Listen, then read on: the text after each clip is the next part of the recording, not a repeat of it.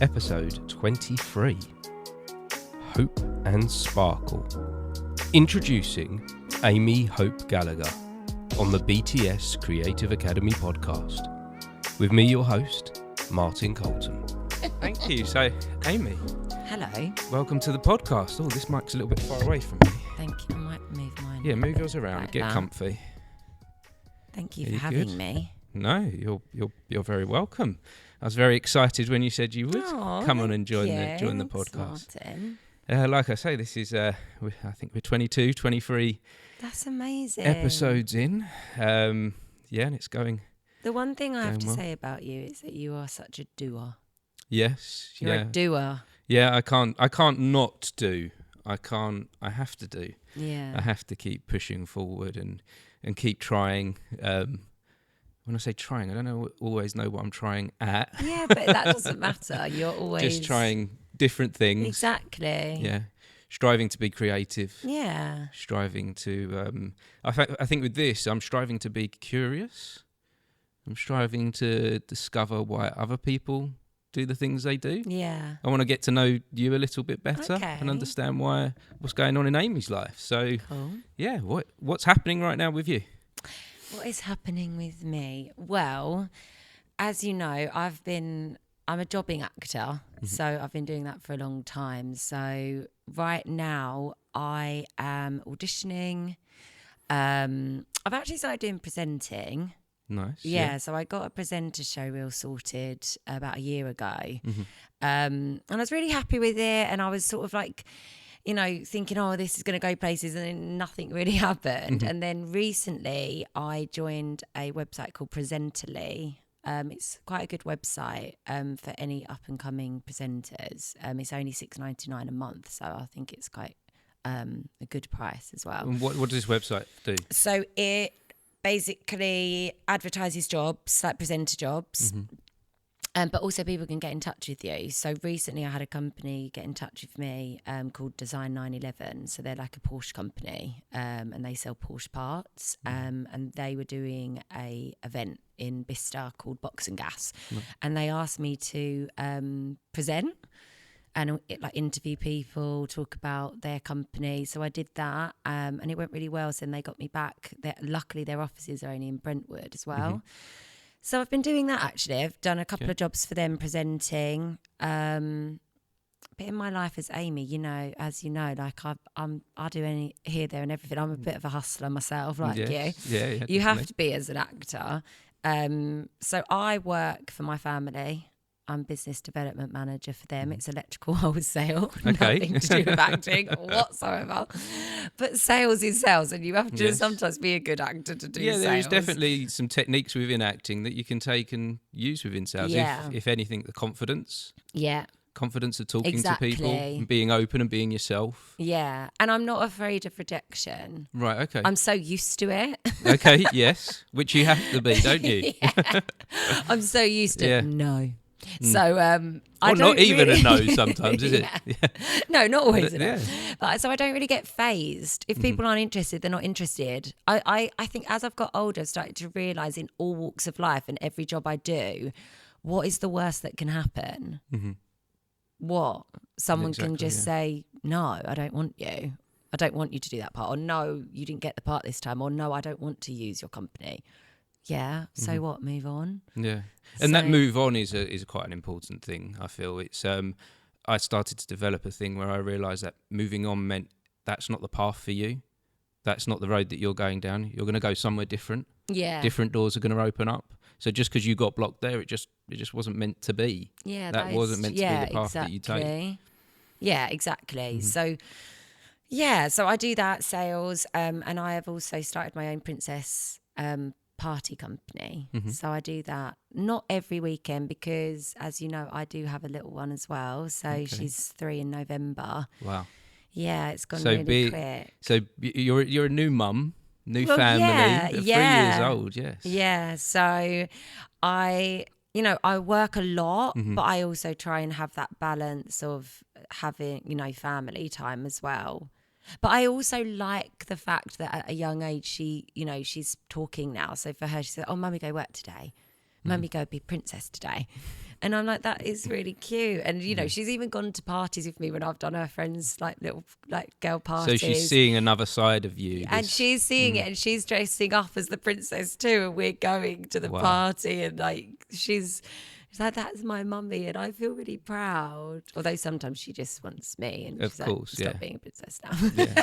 But I feel like that's really important for a child's development, to see their parents doing something. I think so. Yeah. I think it's really important, and she has learnt from a young age, like, oh, mummy, go work now. And I quite like that she's like that. And you know, I had to go back to work when she was 11 months, so I had to put her in nursery.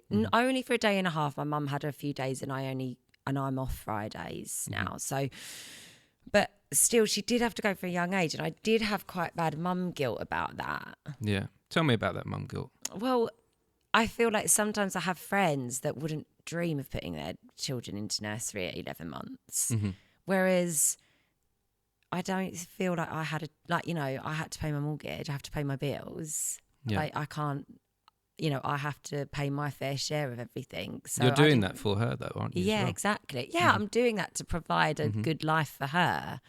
So she can do the things that she, we can pay for classes and things that she wants to do and, give her a good life. But the mum guilt is real. I didn't think it was until, the baby, you're putting your baby in nursery and they're crying, mama, mama, and you're literally walking out like with tears down your eyes, like, I'm the worst mum ever. But then she gets over it quick and I get over it quick. Yes, yeah. I don't dwell because I'm like, right, I'm not going out having a jolly up. Like I'm working. Yeah, yeah. So tell me more about that balance, and how do you find the balance between the giving your daughter the time and attention she needs and the work that you want to do for you and your family? It is hard because I feel like sometimes I do so much. My sister actually said to me the other day, because I text so quick on WhatsApp, there is so many typos. She's like, I have no idea what you're saying. It's like, because I'm doing 20,000 things at the same time. It's like, it's just juggling everything. And it is hard because 1 minute I'm sorting out going to a meeting selling electrical materials. The next minute, in the same week, I have an audition for a play that I've got to learn 5 pages of lines for. In the next sense, I'm doing a princess party and having to ring the mum, making sure I've got all the details right, knowing the child's name and how old she is and making sure, everything's going to go to plan for that and I've got everything ready. And I'm also looking after a toddler. How do you do it? I don't know. It's actually nice to talk about it because I don't really talk about it, and unless I'm talking to my husband or my mum or sometimes, my sister or my friends and just saying, oh my gosh, I'm so tired right now. I don't know. I just do it because I have to. I don't. And is there something in that, having people around you that you can I talk do to? it because I've got great support. And if I didn't have that support, I couldn't do it. I've got my mum who looks after my little girl, really, at the drop of a hat. My husband, even though he's very busy as well and he's got a lot of things going on, he'll make sure that he's there if I've got something really important to do. And, my sister, Liam's mum, and family, they'll do it for me. So without that support, I would really struggle. Support network is important, isn't it? Very, very important. Yeah. So I'd like to find out where this kind of creative life started with you, with acting. Where did that begin? Where was the beginning days of? I would say it started at a really young age of around 6, 7. My mum was very good at telling me and my sister, she wanted us to do clubs. She wanted us to go and do dancing and singing and acting, and she was really good at finding classes, even back then, which, not giving my age. Well, when we were younger, it wasn't as popular as it was now. That's all we had. Yeah, exactly. Back in the day. So back in the day, there was no Google, No. there was no internet, so you can't just Google things and be like, oh, that class is on. Yeah. So she was really good at finding classes and sending me and my sister to classes at a young age. And I just got the bug, really. Yeah. Just got the acting bug. I absolutely loved performing. Mm-hmm. I had a lot of cousins, so there was, there's a lot of us that, when our parents would meet, there'd be about 7, 8 of us, and we'd do a show and perform in front of our parents, and then, going to classes, doing performances. I started doing like Lambda, the Lambda exams quite young. Did you? Yeah, right, okay. so my drama teacher got me into that when I was not too young, actually, about 13, 14. So you were doing drama at school as well, was you? I was doing drama at school, so I picked it for GCSE, and I had a really lovely teacher called Mr. Robinson, who I really believed in me, and he always pushed me and felt like I had talent for it. Right, okay. I also had a really good drama teacher outside of school called Jo. She's actually Ben Shepherd's mum. Okay. Okay. Yeah, so she was a really good drama teacher for me for quite a few years, and she actually really helped me with drama school auditions as well. Okay. So yeah, she got me into Lambda exams. So from a very young age, I was just always doing drama, always doing acting with my sister. We were always into it. We did amateur dramatics, where we went to Oxfordshire for a couple of summers and performed at like an outside theatre there. It was just something that we loved doing, and my mum was never a pushy mum. Sometimes I feel like I wish I let her push me more. Okay. Because I feel like she had such belief in us, and I wish sometimes I'd been like, do you know what? Yeah, I will do that. And I feel like sometimes me and my sister were like, no, I don't want to. Whereas I kind of wish I was even more like it, because I am more like it now than I was as a child. I guess when you're younger, you don't always understand the opportunities and things that are in front of you, do you? You really don't. No. And especially when you're a teenager. Yeah. Because there's other things going on in life as well. You're not getting thinking into boys, and you wanting to go out with your friends and going shopping. But I always had that thing that I do remember a story. Like once I was 18 and we had just got just finished sixth form. So I don't think we'd done our exams yet, or when you finish and then you have to revise. So, and I remember I had an audition for drama school the next day, so all of my friends were out, we're going out, we're doing this, and I was like, oh no, I've got to stay in, I've got to make sure my monologues are, And I remember thinking at 18 that, looking back at that. To put in that work at that time. Yeah. I didn't think it back then. I didn't think anything of it. But I remember I had to go to my singing teacher because I had to sing for it. Not that I'm a great singer, but I don't know. Have I heard you sing? Well, I sang in your show. You did sing I when wasn't you was in great. my show. I can't remember now. To be I can hold a tune. Yeah, I do remember. I do remember. I needed to give you a little bit of encouragement because she was like, I don't think you're going to like this, and I was like, we'll try it. We'll see. And you were perfect. You was fine. Oh, thank you. But yeah, and I remember doing that with my singing teacher and not going out. And I look back at that and I do think, wow, at 18, that's quite a good sense of, no, this is what I want, rather than going out and getting drunk. Yeah. Where do you think that sense comes from? Ambition. Wanting to do well. I'm my hardest critic, to the point where I feel like sometimes it affects me mentally. Okay. So if I don't do well at something, I can't forget about it for weeks. And I sometimes don't think it's quite healthy. Right, okay. To be like that sometimes. Yeah. So what is that's happening then? Are you over-analysing? Yeah, I'm an over-analyser. I'm a complete over-analyser of everything I do, especially when it's something I want to do well at. Okay. And is there anything that you could do with that over-analysing? I've got better as I've got older. Having a child has helped me. Okay. Because I don't feel like I have the time to care as much. Yeah. And when I've got Piper, Don't you have know, the mummy, time to care about those smaller things. Yeah, I don't have the time to care about those smaller things. I've got my child who wants me, needs me. I've got to do this, do that. So that's helped me because I don't have the time to overanalyze. Yeah, you've got some perspective. Yeah, exactly. I've got some perspective in my life to the point where it's like that doesn't matter because it used to be quite bad. Okay. But not just in acting, just in all walks of life, of things I do, of like saying something to someone and being like, oh my, I shouldn't have said that. And it's like, they don't care. They won't analyse it in the same way that you do. So it's hard. So I have got better as I've got older. But yeah, just wanting to do well and wanting to, it's hard. Like, I feel like I've always wanted people to be like, oh, she's done well. Or, you know, she did good. Oh, that's really good. Oh, Amy's done well. And I sometimes feel like I'm not quite there yet with how it sounds stupid. I can't really quite put my finger on it. It's a genuine feeling to have. Yeah, of like, wanting to do really well in my acting career, that people are like, wow, she made it. And then sometimes I think, why do you care what they think? Yeah. You should care how you're doing. And it's getting that balance, because I've done some great jobs and I forget about them because I'm like, yeah, but it's not quite where I want to be. And I don't know if you feel like it too sometimes. Oh, definitely. I have done in the past.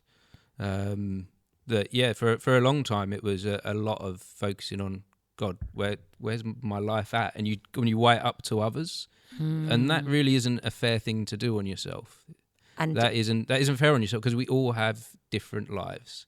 Yeah. Going back to that thing about paths, it is like a path. Well, by the time you get to kind of, I'm nearing 40, and you go, yeah, it's kind of like a journey. It sounds a bit like, you know, life is a journey. Yeah, and you go along the way. We all do different things and make different choices. Yeah.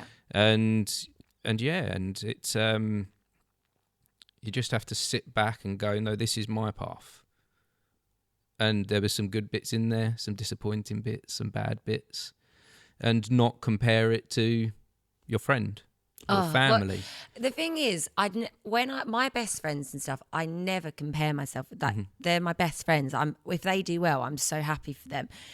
For me, is more I need to get over is, and probably why I don't have many actor friends. Right, okay.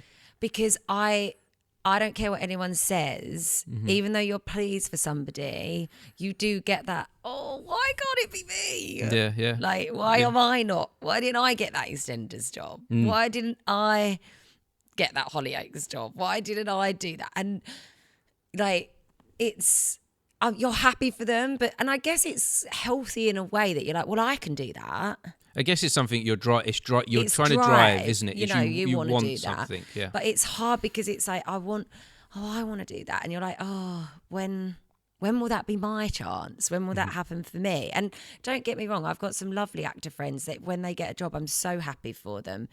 But you still always have that in you, like, I could do that. Oh, yes, yeah. When will that be? Will it be my chance? Sort of. See, thing. I'm not too bad with that until I see someone get a chance and not make an effort with it. Oh yeah, well, that's always the worst. That is. That's the one where, or they don't realise the opportunity that they've got. That's always the hardest one, where you're like, God, if I had that opportunity, what I would do with that opportunity. But then sometimes maybe that's why they get it, because I feel like I've done so many auditions now that when you're more aloof about it, they like you more.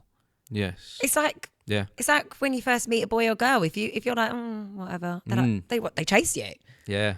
It's life sometimes. Yeah. So sometimes it is like you go into an audition and you're like, yeah, like I want it, but I'm not desperate. They like you because they're like, oh yeah, they've got something. They've got that. Something in finding a place within, just trusting within your abilities. Exactly. And trusting whether whatever you bring to the role or the performance, and people can see that. People can, if you go into a casting room and you trust yourself in that room, they will trust you too. 100%. And I've got so much better as I've got older at preparing better, knowing my own ability, knowing, do you know what, I can do this job, and they'll be lucky to have me. Yes. When I was younger, I used to walk in like straight out of drama school. I was lucky enough to get an agent straight out of drama school from my showcase. But I didn't have a clue what I was doing. And I used to go into auditions so nervous. Because they don't really teach you that, do No, they? they don't Because really. they don't teach you the real world experience. No, they don't. And I was like a deer in the headlights. And I got such good auditions at the beginning, which I was like, why don't I get them now? And I messed them up because I had no confidence. I didn't believe in myself. I thought, oh, someone else is better than me. And I wish, I sound like a Rod Stewart song, but I wish that I knew then what I know now. Yeah. Because I'd have walked in so confident. And I have so much respect for like young actors now that go in with such confidence. Like sometimes I look at young actors and I'm like, you have so much confidence. Like I wish I was like that. I wish I had that belief in myself. But I guess you can take that moving forward though, can't you? Yeah, 100%. Yeah. You can take everything that you've done, that you've experienced. You can take all of those no's and setbacks, and you can add on all the yeses that you've got along the way, because you have had yeses. I know. Don't forget that. I know, but I always do, that. because that's my what I go back to, that I say to you, that I'm so hard on myself that I never think that was a great. I never sit back and think, oh, that was a great job, and you were really fortunate to get that, and you need to pat yourself on the back because you got that. And I don't do that enough. And my closest family and friends always tell me that. They're like, my sister says, like, you never sit back and think, that was such a great job I got. And you should. Yeah, you definitely should. And you definitely should take that, you're very inward looking at your life. And if I have to give you a perspective from where I'm sitting, someone I've employed you in the past. I think that's how I met you, wasn't it? Yes. When you came to audition for on a this show. Stage on right here. On this show right here, came to audition for a show for me. And I instantly saw you as a professional actor. Oh, thank you. I was like, yeah, this girl, she knows what she's doing. She's come in as a professional. And I still see you now as a professional actor. If anyone ever says to me, do you know anyone like this? I'm like, yes, Amy. Check Amy out, because of the type of professional that you come across as. And that is, I think that takes time to build up to that place. 100%. Yeah. I don't think that happens overnight. I don't think that happens just straight out of drama school. No way. I think that happens through all the experiences you've spoken about. Thank you. That really means a lot to me. Well, that's okay. I think it's important to say that as well, isn't it? To have that, to hear that reflection from someone else. Yeah, because you don't really go around saying, "What do you think of me?" Like it's quite narcissistic, isn't it? Oh, so yes, for someone to just, and actors can be. Yes, very much so. Yeah, and we've got to be careful of that as well. Yeah, we've got to be, because I see a lot of actors that are very egotistical and are very they think the world of themselves, but we're also very insecure. Yes, and I think that's sometimes where it comes from. Often when they're like that, it's a shield. 100%. It's not real if you break them down, you know. But you're not someone like that at all. So thank you. I like to think I'm down to earth. I'd love, I like to think that when I meet someone, like one of the things they say about me is that she's really down to earth. Yes, yeah. Because that means a lot, because I am really. I think. What does that mean? I would say for me, it just means that I know who I am, but I don't need to prove myself to anyone, and I don't need to put on a front, and I'm just a bit, what you see is what you get. Yeah. Genuine. Yes, thank you. That is the word. Yeah. I'd like to think, down to earth is genuine. Yeah. Yeah. So take me back then to, you've come out of drama school.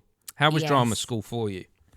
It was good. I went to uni before. I went to Brunel. Okay. So I did 3 years at Brunel doing modern drama studies as a BA. So I come out of that having the time of my life, not like I met my future husband there, lots of friends there, you know, loved it. Drama-wise, I wouldn't say it's the best, although I have to say there is a couple of absolute amazing actors come out of Brunel. Really? Yes. I don't know if you've ever watched Snowfall. No, I know of it. But I haven't seen it. Brilliant. Right. Okay. It's one of the best programs, TV series I've ever watched. The acting is sublime, and it's basically set in LA in the 80s when the big crack cocaine epidemic happened. Right, okay. And the main character, he's the one who basically grew the business and caused it. Okay. And this guy's acting was like nothing I've ever seen. I thought, wow. And he's called Damson Idris. Okay, I recognise the name. Damson Idris. Yeah, I'll Google and later. He was so good that I was like, right, where is this guy from? Like, he's absolutely amazing. Like, Googled him. I realised he was from Peckham and went to Brunel University and did drama. Wow. I was blown away. I was like, oh my gosh, this guy did my course and he's now in this show and he's fantastic. So but what does that show you though? It shows you that it can happen. That it's possible. It's to possible. Move forward in this career. Yeah. It shows you that if you have talent and you believe in yourself and, you know, get the right opportunities, that anything is possible. That really helped me, actually. I was like, wow. Yeah. Good damn. Yeah, there isn't that through them, because you can have a lot of rejections that you start to think, why the hell am I doing this? Yeah. Why the hell am I persisting with this? What does all that stuff, all that training even mean? Yeah. If I can't move forward. No, exactly. You and know? like seeing that really helped me, because at first I was like, oh, why did I go to Brunel and do drama? Like, it's not really known for a drama uni. Like, but then I have to really stop myself from being negative. And I was like, saw that and thought, wow, yeah, like look what he's done. And there's been quite a few people that went there. I had an amazing experience at uni, one of the best experiences of my life. And then I went straight into drama school, which was very different. 5 days a week, Monday to Friday, 9 to 5, 8:30 to 5. Travelling, so I didn't live there either. So I lived in Woodford Green then and had to get the Central Line literally from South Woodford to Ealing Broadway. I actually learned every single station. And that I literally could recite the Central Line. That was a real proud talent of mine. Yeah. Think I can't it now. Don't worry, I won't put you on the spot. Yeah, no, don't. People get bored of that. So I did that and it was intense, brilliant. I really, really enjoyed my time at drama school. I loved it. I had a lot of fun. I learned a lot. There are some negatives, I felt. I went in 2010. I feel like not back then, I know it wasn't that long ago, but it was 13 years ago. Things have changed. Yeah. Oh, it's definitely a different world in many ways. I'm not posh, you know. I'm not posh. I originally come from a council flat in East London. So, you know, I don't pretend to be something I'm not.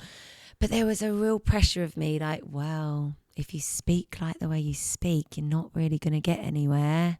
Like, you need to be able to do RP. And I get that. Like, I know I need to do RP. And they weren't to the point where you have to start speaking it constantly. But I did feel a pressure on me. And there was other girls from Essex there, and they just started speaking in RP all the time. And I didn't.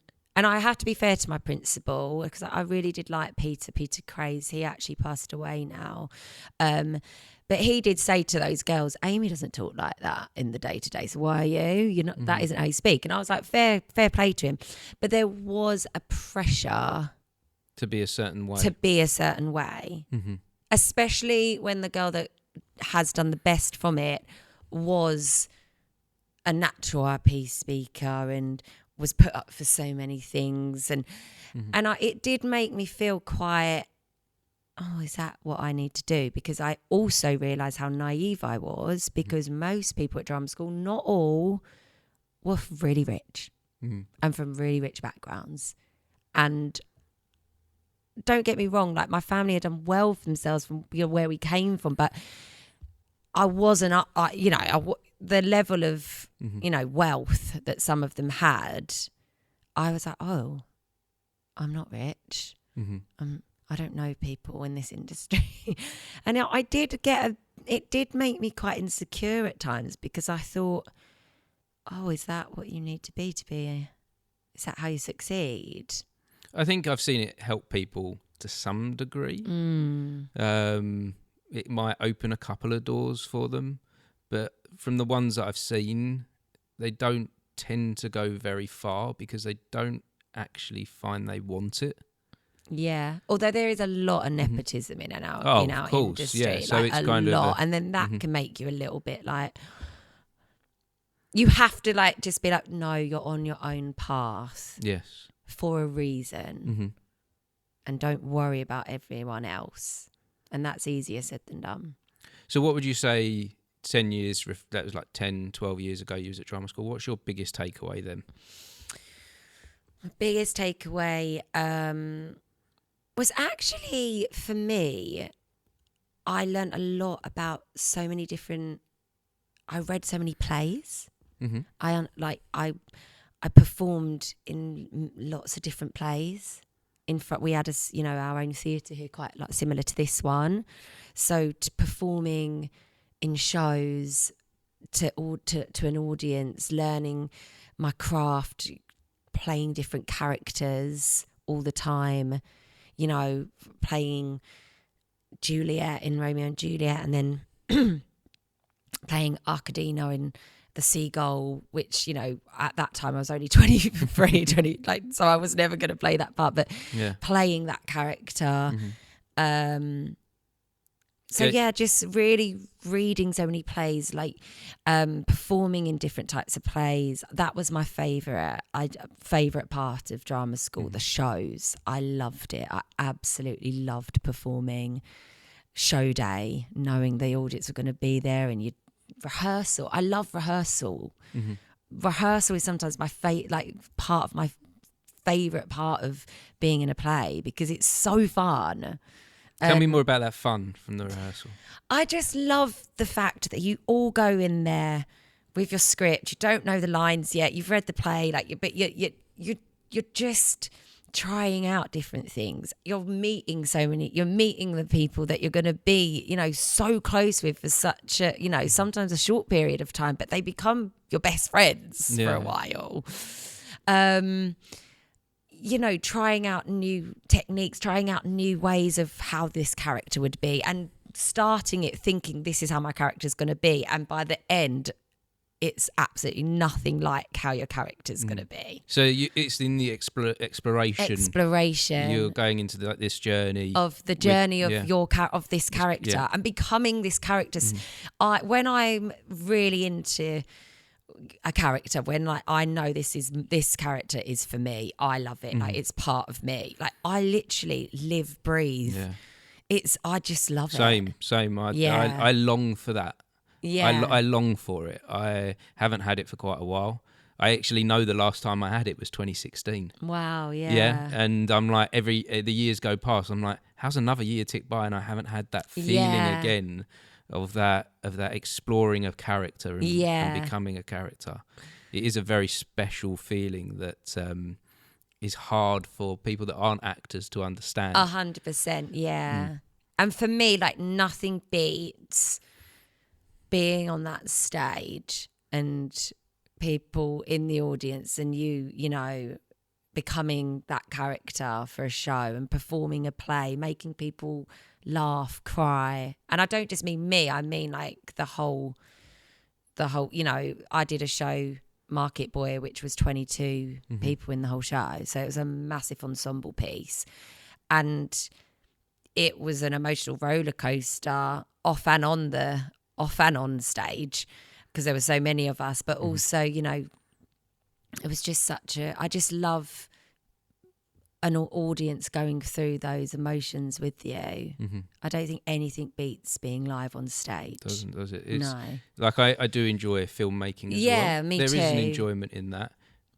But it's not the same, is it? It's not not that same, because you've got the nerves. You've got, you know, when you're doing like I love doing, you know, TV and film. I really enjoy it. But you know that if you mess up, you can do it again. Whereas you can't on stage in front of the audience. And there's a different. I'll tell you what it is. It's the energy in the room. Yeah. The energy that's brought by even a room like this where 100 people could sit down, or a bigger auditorium where you've got 400 people that could sit down. They bring an energy. 100%. And I enjoy doing live shows, performances, and, like, you know, stage. It doesn't matter what I do. I could be doing a children's, you know, last year I did Halloween. I was the main part at the Audley End Halloween show. Okay. And I loved that character. It was made, like, you know, Audley End. Audley End. So yeah, they basically they do really good. Any mums and dads out there will know, but they do really good children's shows at Halloween, Christmas. They also do like fairy shows throughout the year. And I was lucky enough to get the main part for the Halloween show. And 24 shows in one day. Just like churning them out every 15 minutes, because they come on the train. Oh, of course. Okay. So, yeah. And how long do these performances last? 15 minutes. So you got 15 minutes, just continuous. Any little 15 break? minutes, 8-minute break, another 15 minutes, 24 in one day. Outside, you have a little like hut that you have lunch in. So and freezing. And I did the Christmas show as well, but that wasn't as intense because I wasn't, the parts were sort of not, you know, you kind of rotated and did different things, but it was intense. But I got such a thrill out of doing that. And doing a children's show. I love doing children's shows as well as than doing, you know, an off West End show. I just love that feeling of performing. Yeah, there's something in that thrill, isn't there? That's something that drives you to get through a day of 24 performances. Yeah, and don't get me wrong, it was tough. And I'm not doing it this year. So. No. But sometimes there is something really great in having an experience like that once. Yeah. Isn't there? And I feel like I kind of knew I couldn't do it. I was like, I'm not sure I could do this again, but I love it. And you're right. I've done it and I enjoyed it and I got through it as well. Yeah. And did you learn anything from it? I learned that I had quite a good stamina. I learned that I'll lose my voice if I do that many shows. Yeah, to look after yourself. Look after yourself. Yeah. I learned you have to look after yourself. I learned that it was really hard. I learned that probably didn't want to do it again. But I do enjoy it, you know. Maybe that's why I love doing my princess parties, my children's parties, because again, you know, it is performing and seeing the kids' faces and knowing that they're absolutely loving it and like having a great time. Not all kids. No. So some are like, no. So the princess parties, they're Hope and Sparkle. Hope and Sparkle Hope parties. and Sparky. Yeah, that's the Insta. Hope and AND. Hope and Sparkle. Okay. So how does someone find you if they want to? Instagram, Facebook. They can ring you up and say, "Who was that?" Come and be a come and be a princess. Yeah, it's mainly social media. So yeah. Yeah. And what's the deal with princess parties these days? How does it kind of work? So someone could just get in touch with me, you know, send me a message, ask me what they're looking for, and I kind of bespoke it to what they want. So it could be any theme. And it's I usually do like an hour and a half or 2 hours of parties. And you know, lots of fun, dancing, games, pass the parcel. If ever the children are not interested, just get the parcel out. And it brings them back in. They'll come they'll come flocking back. Yeah. So yeah, it's just, anything, but I really enjoy it, and any age range really, from 1 to about 7. I did it for a little while doing princess, and so I was a superhero, not a princess. I do superheroes too. Superheroes too. I always need a Spider-Man when my husband's not available. Well, I got to this point where I started to feel like I'm too old for this, where I was jumping around as Spider-Man, and when are the wrinkles gonna be like that? There is an age where you're like, yeah, maybe we're pushing it too far, and I was like crouching down on the floor for an hour as Spider-Man, and my knees were killing me, and my back was hurting. Yeah. And then I had one day, I did it for about 2 years, and then one day I had some kid he was out for me. I was Spider-Man. He stamped but at least he can't see your face. Well, he wanted to see my face. I think that was the problem. So he stamped on my toe, he kicked me in the balls, and I was just like, oh my goodness. That child, where was its parent? Exactly. It's his parents. It's the parents, isn't it? Where are the parents? Get him out. Yes, yeah. You're barred. So that for me was the job where I was like, I've done this. You do have some children where you're just like, I want to cry. Yes, yeah. But then one of the good things that I take away from it on reflection is, prior to that, I was terrible at improvisation. Yeah. I was terrible at it. So, and that is a great, great way to improvise. Because you're with tell me about when you're with those children as Elsa. Yes. And those children come up to you and start asking you questions. What happens? If they'll be like, where's Anna? Where's Olaf? I'm like, oh, they're at Arundel, but they said to say hello and happy birthday. You just have to it's just off the cuff. Yeah. I think I'm so used to it now. I'm so good at it that it doesn't really faze me. And a child can go anywhere, can't they, with their questioning? They can literally go from, where is this other character, to what did you have for breakfast? Oh yeah, I had cornflakes with snowflakes on top because I love snow. Yeah. You just sort of make anything up. But I have worked with children for quite a long time now, and I do feel like I never thought I would work with children, but and I never thought I would enjoy it, but I'd actually love it. I've done a lot of theatre and education, like panto, my children's parties. I've recently just stopped, but I taught like drama club at a school for the last year. But I also do drama workshops at primary schools as well, for all different themes and subjects. I think it just comes with experience. Yes, yeah. And I think once you can work with kids, and then you can work with anyone. Once you can do that, once you can deal with kids and deal with their questioning, their emotions, because they have emotions that you have to deal with. Well, they cry if they don't win the puzzle. So beforehand, I always have to say to them, "Don't worry, everyone will get a sweetie at the end, and it's only a game." Is there a favourite character that you do? Is there a character that you dress up as and you're like, yes, I'm... Well, I do Elsa all the time. Mm-hmm. So... There was an eye roll with that, though. There was like Elsa again. Oh, well, Elsa, I do enjoy doing Elsa, but that's probably the one on demand. Most on demand. Always, never really ends. I quite like doing a superhero. I did Wonder Woman a few months ago. I really enjoyed that. Mm-hmm. I just did... I might not say her name because I don't want to get sued. Of course. Child just one. Like a YouTuber who, that for a 1-year-old. Oh, okay. That was really good. Mm-hmm. But you know, I enjoy it. I enjoy all of them, and I can't do them every weekend because my little girl. If there is anyone watching who would like to be a princess, I always have actors that I'm looking for. So okay. Please tell them to get in touch with you. So you're looking to open your network. I'm really looking to open my network. Mm-hmm. So if, and there's a lot I have to turn down because I can't do it. Mm-hmm. So yeah, if there is anyone. Okay. Well, I know a few people. Teach you to be a princess. We'll have some princess and superheroes training. As well. And superheroes, yeah. Yeah. It's kind of like a generic format. It is, yes. But you just bespoke it to different character. And what area do you mainly work in? Are you Essex? You're but I could do London, Kent, mm-hmm. do Hertfordshire, Cambridgeshire. Well, we'll put some feelers out and we'll network and we'll try and grow this. Well, do you want to be? You I told you I'm too old to be spied.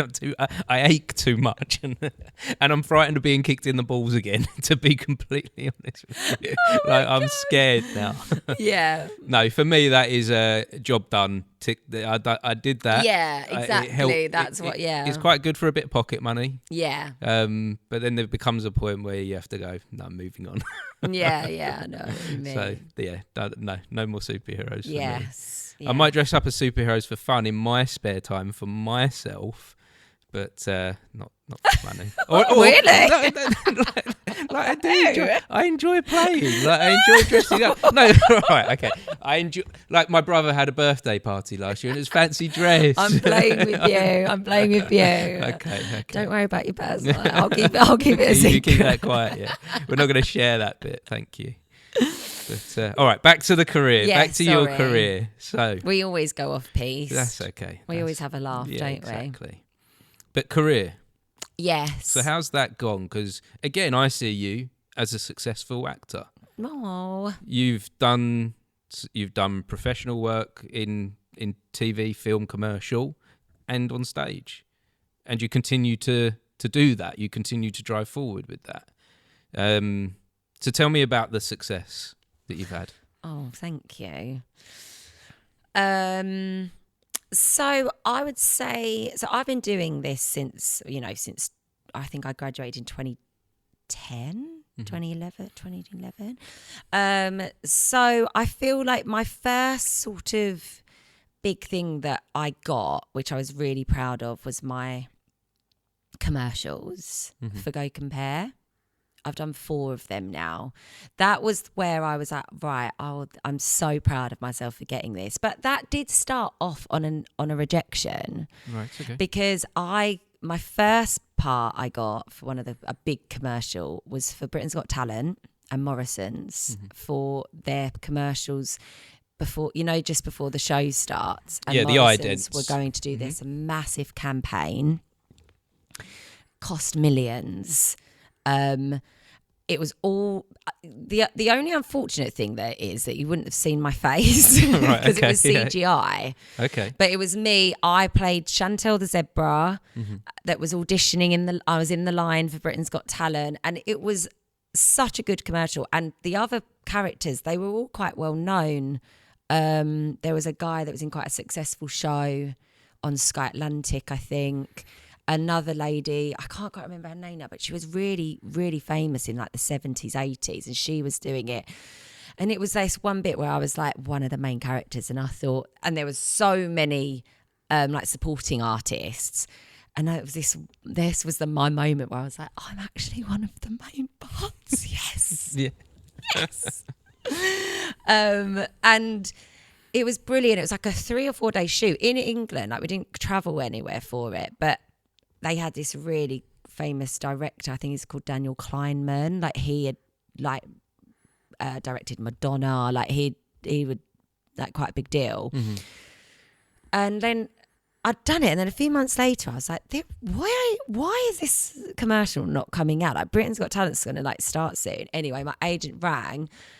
Morrison's had basically sacked the CEO, got a new one in. He'd completely canned the whole thing, and it just wasn't happening. So not only did I not get the buyout fee, it just wasn't happening. And I was absolutely gutted. I was so upset. But luckily from that, sorry, I do babble. This is an important story because again, you don't come out of drama school knowing how the industry works. No, I had no idea. Knowing that you can get these jobs, because I've had very similar experiences where you get the job and then you get left on the cutting room floor. Yeah. I've been a supporting character in a film a couple of years ago. Did about 30 days worth of work on it. I'm in the film for about 30 seconds. And it's like, where's all the rest of my work? And you don't know that going in, that is a side of it. You really don't, because you think, I honestly never believed that would happen because I thought it was such a great commercial as well that I just thought it didn't even go through my head. And this, I'd never got a commercial before. This was like my big commercial that I'd got. So I was really like, it didn't even go into my head. And then when I found that out, I was absolutely gutted. But the producers, luckily, then became the producers for Go Compare.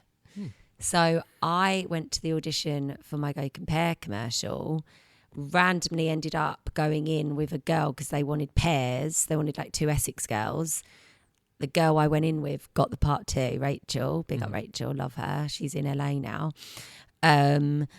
We went in together randomly on the first audition and they really liked us. And then I realised the producer was the same producer from Go Compare. So I got the part. Flew to an amazing place in Czech Republic, filmed that. It was really had to pretend we were cellists. I wasn't a cellist. If you ever see this on YouTube, you'll be like, "Oh my goodness!" We're gonna link it with the video. You know that. No, don't Is dare. it's on YouTube, isn't it? Yeah. Yeah, then we're linking linking it. Gosh, you can't I couldn't do it to save my life and speak, but it was a really big, quite a big commercial. With Win, who's just won MasterChef, actually. He's doing really well. And I became really good friends with Win. He's a really nice guy. That is the guy with the moustache, by the way. The Pavarotti. Pavarotti. He's a real opera singer. He's a great guy, hilarious. So we did that and then thought nothing of it, rang us back, wanted us to do another one. So that was another big one in Prague. Rang us up, wanted to do another one. Went back to Prague and filmed it. And then a couple of years ago, got another call saying we're looking for 2, gym mums in a coffee shop with Win. And he said, "Oh, why not use Amy? And do you want to do it?" Didn't even have to audition. Yeah. So that was amazing. So ended up doing 4. And from that, I've done quite a lot of commercials now. My most recent big one was for Women's Aid, which was for Irish TV. And that was really, I was really proud of that one because it wasn't just, any commercial. It was something that meant something and it was for Women's Aid. And I had to, play an abused mother, wife. And that was really intense. And I was really proud of how that come across because, I wanted to do a good job for that. I wanted people to resonate with it and know, that this was for a really good cause. So that was the most recent one that I'm really proud of. But yeah, I've done quite a few online ones and the TV ones. And so, yeah, and TV wise, I'm not really where I want to be with that. That's what I'd love to get into. I'd love to get into a soap, EastEnders. Oh, you'd be perfect for I'd love to get EastEnders, but I don't ever get an audition for it. No, I know. Yeah, there's some gatekeepers there that you. I just don't even get an audition. I'm from the East End originally. I'm just just let me in. Just let me audition. Yeah. But I've done a few things on TV.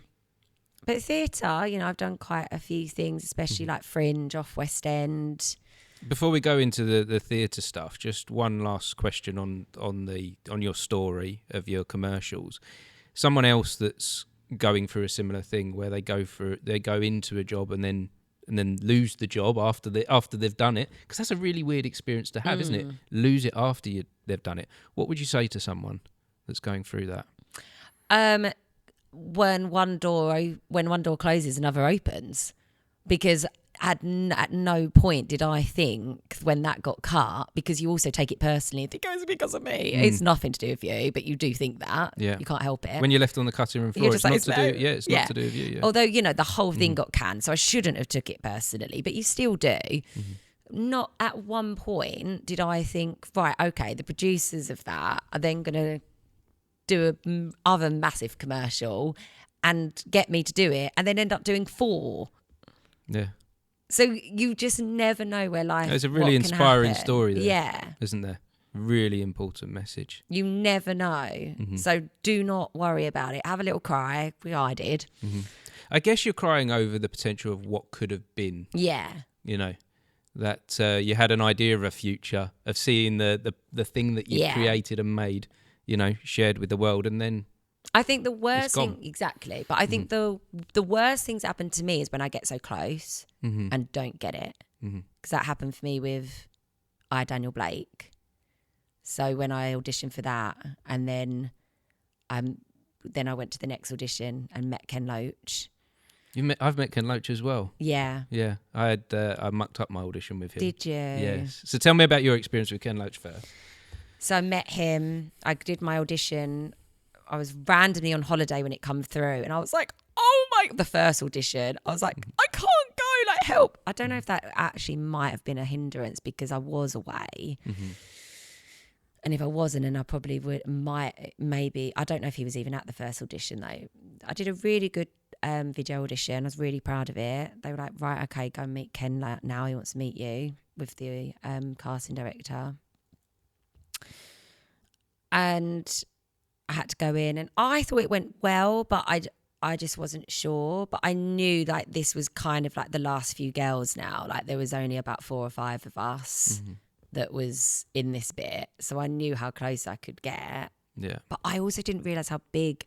It's so close but so far, isn't it? That so close, so far. So then I met him, did the audition, and then I found out I didn't get it. But I think that was probably my biggest near miss.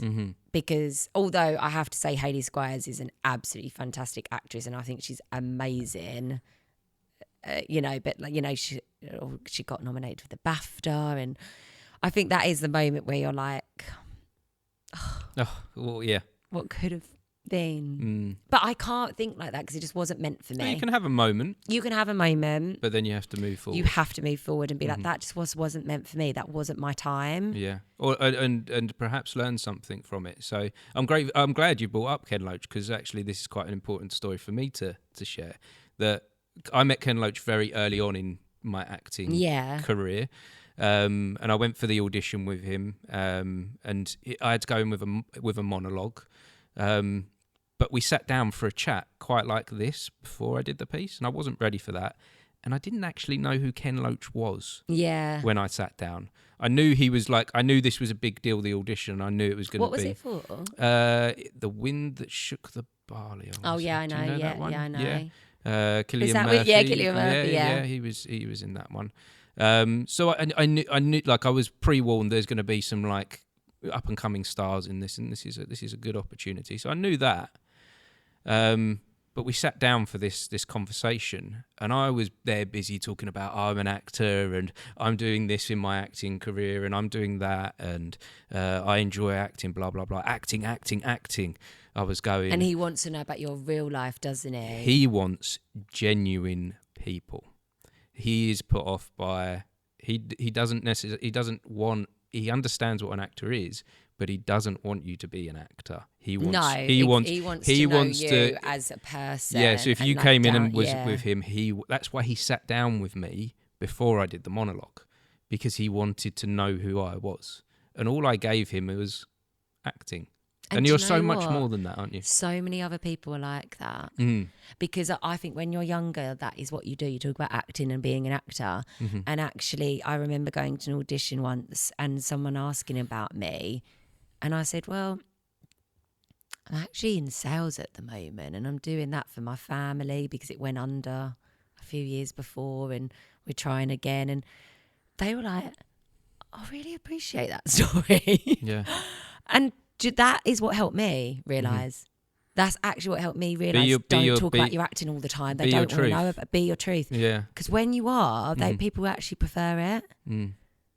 And that's what I hope this is doing a little bit as well. Yeah. This is giving people the opportunity to share their truth. Yeah, exactly. And show who you really are.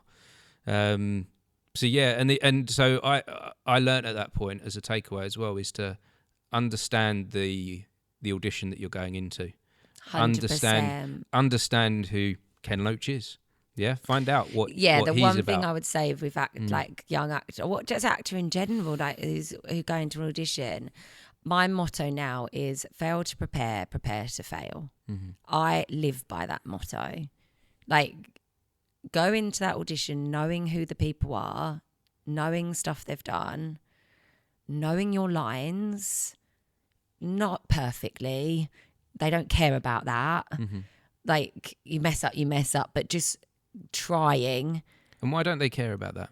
Because they're not looking for you to be perfect they're not looking for an actor to be absolutely perfect in an audition with their lines. They don't care. They just want you to be able to perform. The one thing I've realised is casting directors, they are looking for that person to play that character. They're looking for that person who comes in and is that person they're looking for.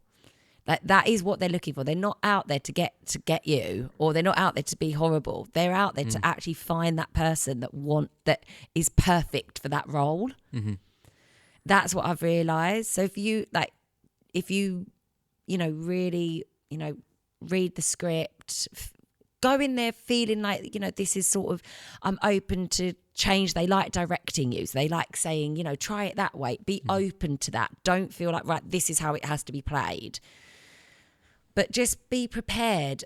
Read it well, understand it, know, kind of not memorize the lines, but just have an understanding of what it might be, that what they are, but not perfect, doesn't matter.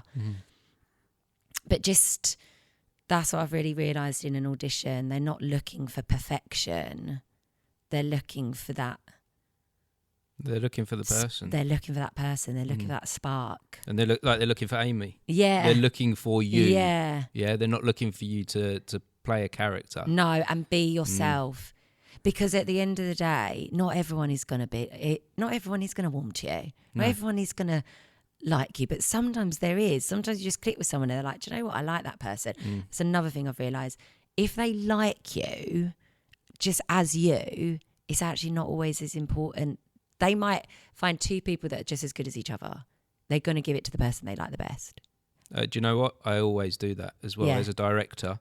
If I come across loads of talented people, and if you just mark it on talent, you'll never make a decision. So you do end up going, this is a good person. Who would I like to work with for those amount of weeks? This is the person that I had a connection with. Yeah. That something was right, and you can't always put your finger on what that thing is. But within this conversation, I'm starting to feel like I'm finding out that it's being genuine. Yeah. Yeah. You just have to be yourself, because people can, you don't realise, but a lot of people can see through fakeness. I think we all can. Yeah. And so just be yourself, and if that's not good enough, so what? When I say be yourself, I don't mean always like, well, yeah. No, be yourself, but be a positive version of yourself, like go in, being like, do you know what, you'll be lucky to work with me. I guess if you're forcing it, yeah, that's when you know you're not being yourself. If you're forcing that positivity. Yeah. I know that I've tried to enter rooms and tried to be like, hi, I'm Martin. Yeah, hi, how are you? Yeah. You're trying to go that, but really that's not me. That's not you. So be you. Be you, but the best version of you. Yeah. And just, yeah. Don't let anyone dull your sparkle. Because I've been in audition rooms before where I've come out crying because like, I don't know, sometimes like the casting directors just really, I felt not liked me, but then I'm taking it personally. She probably didn't even think of me. But like said comments before. But even that's quite hurtful, isn't it? Things like, I'm not even a fault. I went in that room and I didn't even get a look in. No, I've been in so many auditions where I've been like, they've literally just auditioned me like, I don't even know why, because I'm not going to get it. I'm just known I'm not. I hate that. I hate that feeling of being like, why am I even here? I just know you're not. But so what? Show your best. Do your best, because you never know. Yeah. Even they could be like, oh, and then they'll remember you for something else. You never know. You never know who's there. You never know who's going to be there. You never know what might happen. Life is crazy. It is. You never know what. And there's something in that keep persisting and keep moving forward. Oh, yeah.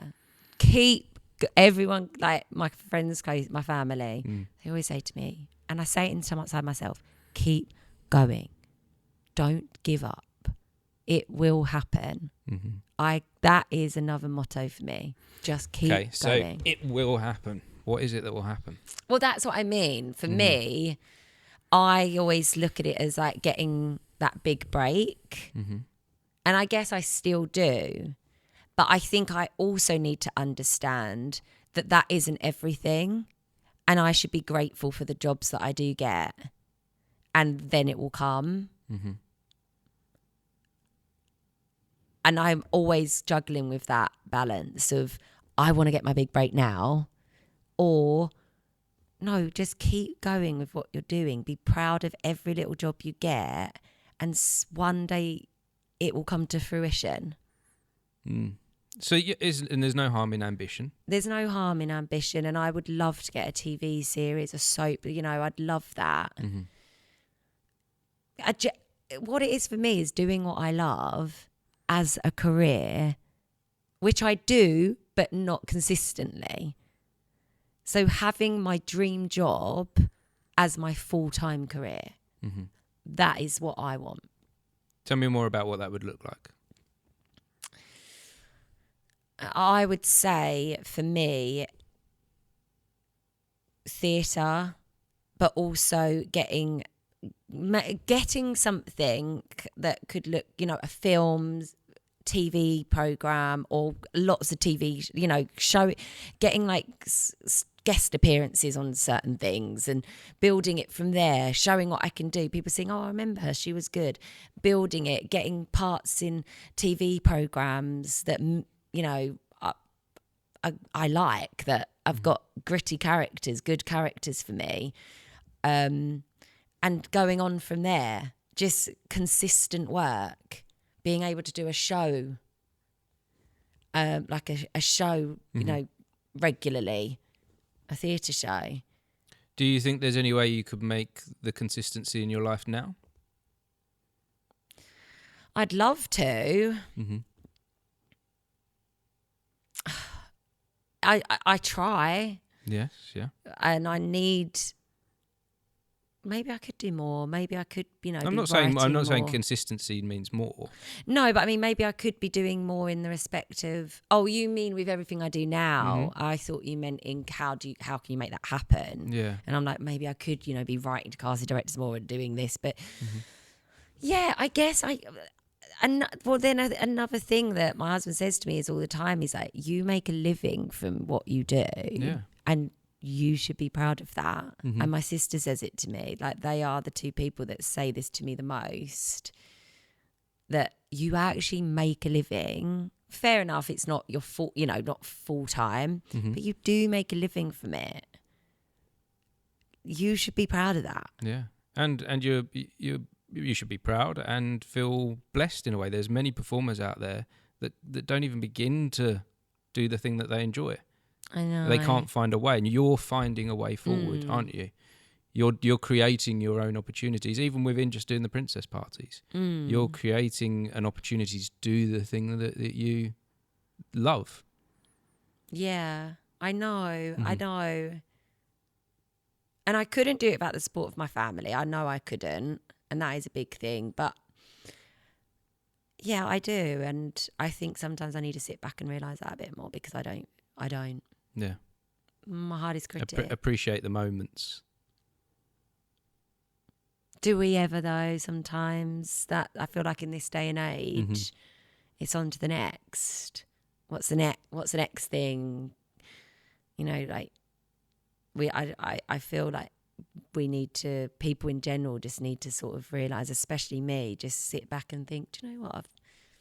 I've done all right. I'm doing okay. Yeah. I'm proud of that. And you don't always do that. I don't always do it. Maybe this is a moment to do it. This is today. I know. Taking a moment to just you go. are helping me too. Taking a moment to just go, yeah, I'm doing good. Yeah. Yeah. Yeah, exactly. Which I don't always do. Yeah, thank you. So take me through to theatre then. So you've done fringe theatre? Yeah, so I've done fringe theatre in London quite a bit over the years, actually, which I've really enjoyed. What is fringe theatre? So fringe theatre is basically the fringes of West End, Okay. the fringes of, you know, the big boys, Yeah. as they say. There's a lot around London, which are really cool. A lot of them are like in really cool pubs and bars and things like that. So I've worked at the Union Theatre in Southwark. It's a really cool, intimate theatre. It's run really well. I did Market Boy there, which was a really good play. I really enjoyed it, and it was only its second professional run, which I really enjoyed. I've done, where else? Hen and Chickens. Hen and Chickens in North London. Please forgive me if I got that one wrong. Did a really cool show there called Britain's Got Talons. Okay, sounds interesting. Yeah, it was fun. I've done Edinburgh Fringe.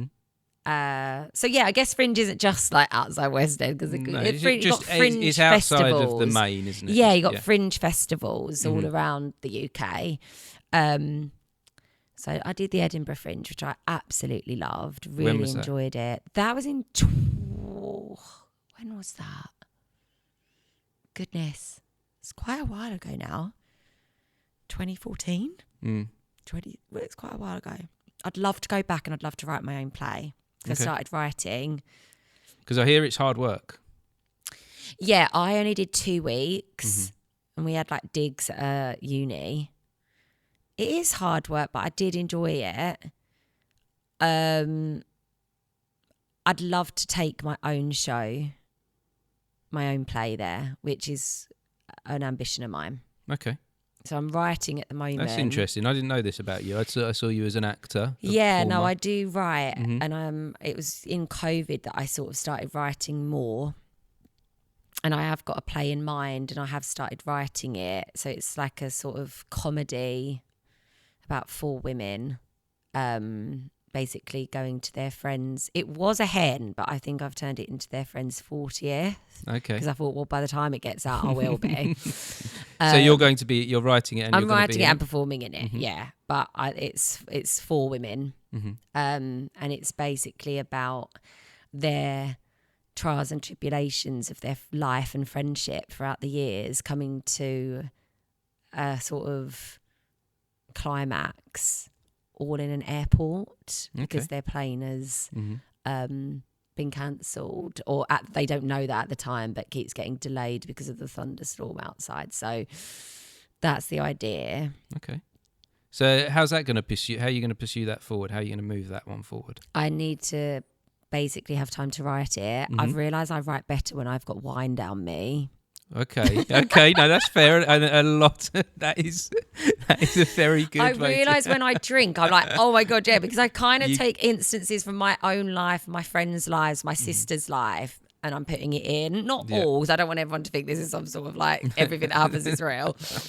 But taking... So it's not your biography? Not a biography, but just taking little stories and making them into the show. My friends do not know this yet. So if they ever watch it, they'll be like, oh my God. But yeah, so... And I realise when I drink, I start remembering You remember the little stories. I'm like, oh, let's write that one down. Everyone needs to know about this one. Everyone needs to remember that. So, that's a dream of mine, to take it to Edinburgh. Nice. Yeah. Okay. You should. So the guy that I had on the episode prior to this, his name is Joel, and he's done the Edinburgh and Fringe Festival a number of times. Just taking different plays there that he's wrote and composed himself. Wow, yeah. So I should probably put you in touch with him to get some advice to just push you forward. But in fact, within the conversation that we had the other day, he literally said that the best thing that you can do is kind of just do it. I know, and I feel like sometimes I really respect you because you're such a doer, and I feel like sometimes I hold back on things. I'm like, oh, that I can do that in a year or 2. No, just do it now. And that's a little bit what I'm like sometimes. I'm like, oh, I'll do it. No, just do it. And you're a really talented writer. Like when you write the theatre shows, they're so good. Thank you. And I just think, like Martin, he just gets up, he does it. Like if he wants to do something, he does it. And I really respect that, and I wish I could be a bit more like that. You're seeing that from an outsider. I'm a terrible procrastinator. Like the But worst. you get things done and you do it. From what you see, from your perspective, there is a hell of a lot of. I've got to do the washing up this morning before I write. I've got to do the hoovering, or just finding some excuse not to do it all the time until I start. Until I give myself, I think for me, it's giving myself a deadline or a date of something must happen on this date. Yeah, that's a good idea. And that's one of the reasons why I love theatre so much, is because once you put out there, it's on. You're like, right, I have to do it now. This is when it's happening. Yeah. You have to work towards that. Yeah, you can delay it a little bit still within that, but it has to happen. Yeah, exactly. Especially once they start paying for tickets. You're like, there's no, you know. Yeah, like, and then you've got an organised cast and everything else that goes around a show. Yeah, you cannot procrastinate anymore. Right. So you need to give yourself a reason why this isn't just a dream. Yeah, that this is going to happen. That maybe it's like, right, by next Edinburgh. At the next Edinburgh Fringe. I need to. Well, I think right now is the time to put yourself into Edinburgh Fringe. Well, it won't be ready. No, it won't be. Well, even maybe get thinking about the next year. What are the steps that I need to take? Exactly. You're right. You're so right. Yeah. And give yourself some. This is happening. And maybe I'll let you read it. I'd be happy to read it. Yeah. Don't do too much of that at the beginning. Get it written first. Yeah. I will read it and give you advice and feedback. But more importantly than anything I can say about it constructively is that, just get it done and find that. I'd also love to do a show for here. Mm-hmm. Love to write a play and perform it here. It's a lovely little Look, we have a lot of theatre. writers do stuff like that here, and find a small space where you can test it out, where you can do something low risk, where you can find a group of actors, rehearse with them, put it on, and Does find out. Does it sell well, the tickets here for the shows? It's all different. It's all down. I think with any small theatre, it's down to the personal marketing. It's down down to is it Luna Productions. Yes. They've started doing plays. They sell very well. That's great. And they advertise a lot through social media, and they're very good at reaching out to people.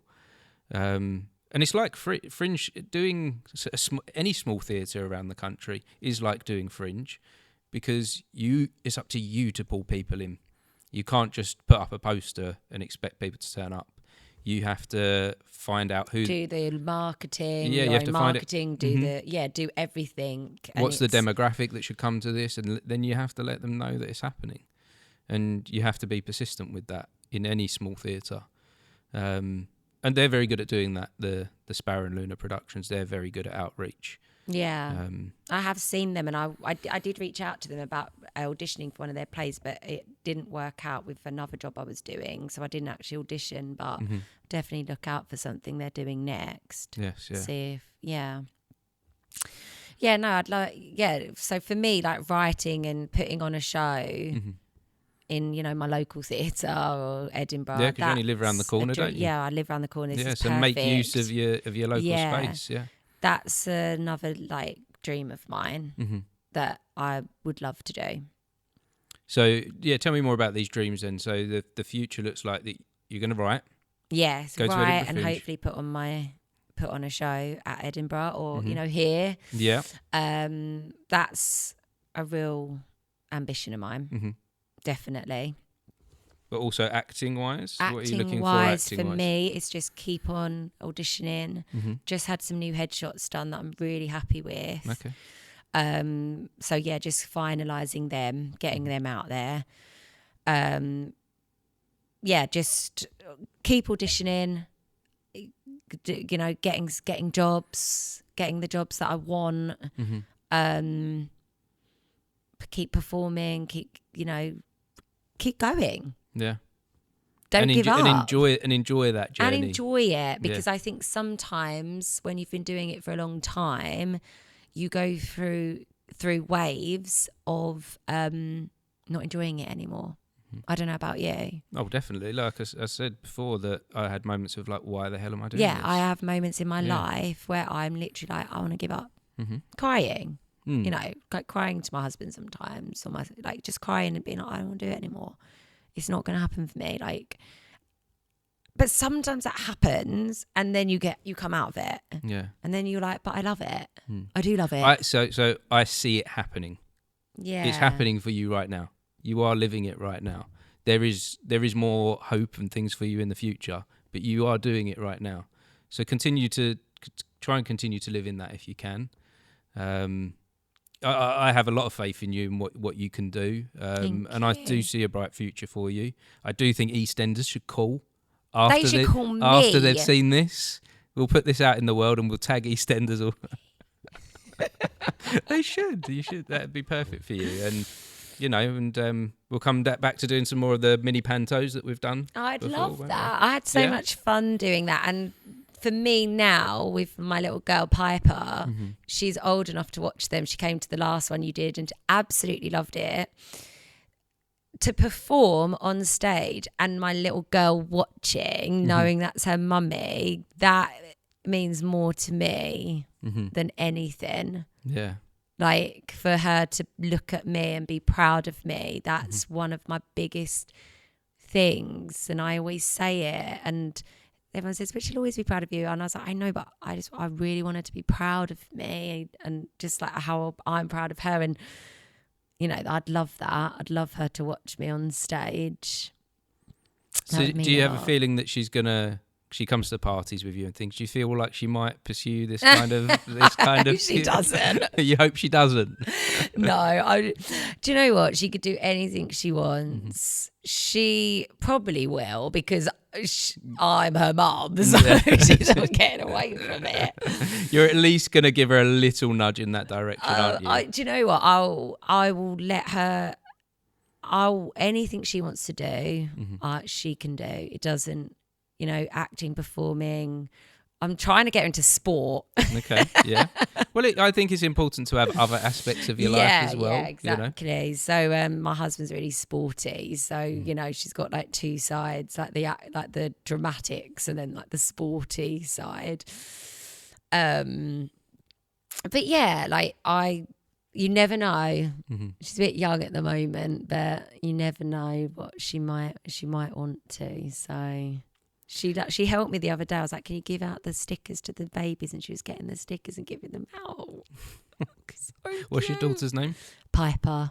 So if Piper was to pursue the same career as you, and she's watching this back and she's, you know, 12 or 14 or something, in those early stages that you were, what advice would you give to her going forward at that point?